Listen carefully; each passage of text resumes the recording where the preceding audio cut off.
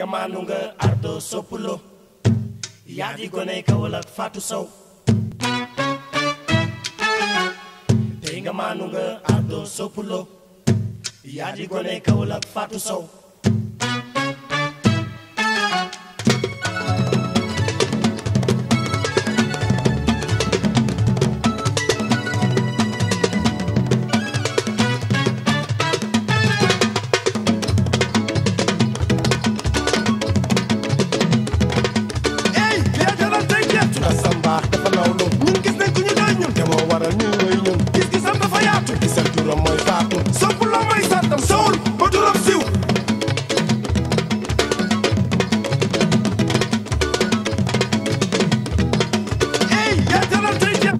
baax dafa nawlu ñun gis nañ ko ñu doy ñun te moo waral ñuy wéy ñun gis-gisam dafa yaatu gisal turam mooy Fatou